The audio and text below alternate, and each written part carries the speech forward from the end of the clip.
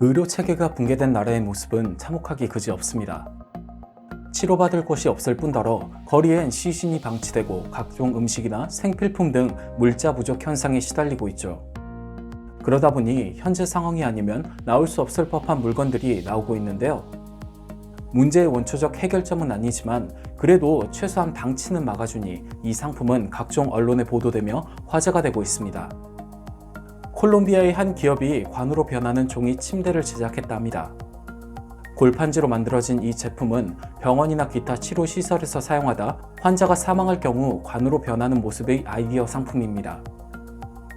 골판지로 만들어졌지만 150kg까지 버틸 수 있고 침대 상반신을 위로 올려주는 기능까지 추가되었다고 하니 현재 시점에선 실용적이고 괜찮은 아이디어 상품으로 평가받고 있습니다.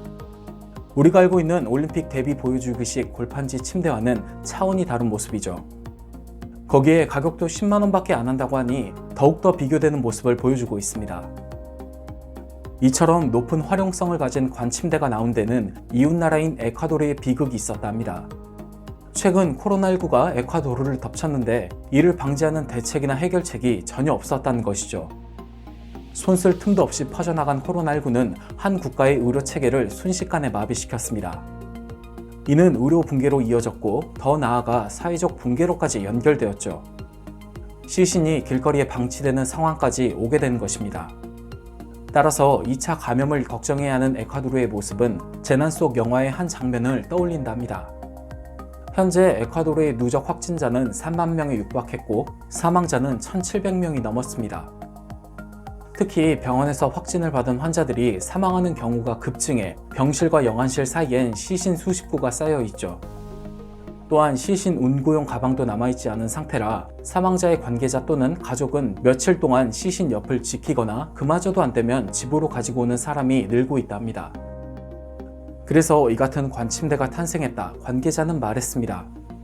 그의 말에 의하면 이들 중엔 목재관을 살 형편도 안 되는 사람이 있을 것이고 형편이 된다 하더라도 목재관은 제작 시간이나 운송에 차질이 생길 가능성이 높으니 현 상황에선 관침대가 가장 높은 효율성을 자랑한다 말했습니다. 그리고 콜롬비아도 에콰도르 같은 사태가 일어나지 않으리라는 법이 없기 때문에 이번 사태가 의료 붕괴에 대비할 수 있는 방책 중 하나라고 강조했습니다. 아직 콜롬비아는 그런 모습을 보여주고 있진 않지만 확진자가 1만 명을 넘어가고 있는 시점이라 대비책을 만들어서 나쁠 건 없다는 입장입니다.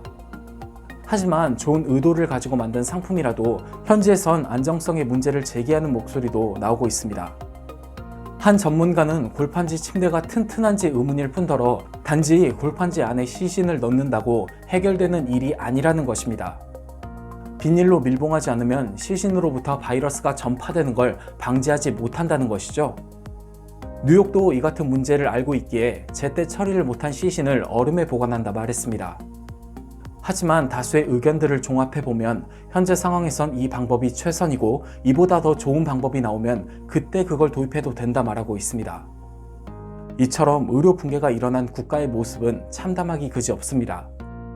생활 속 아이디어가 아닌 긴급을 요구하는 아이디어라 바로 실행이 가능하겠지만 이걸 최선이라 여기며 실행할 수밖에 없는 현실이 참으로 안타깝습니다. 이상 포드투브였습니다. 감사합니다.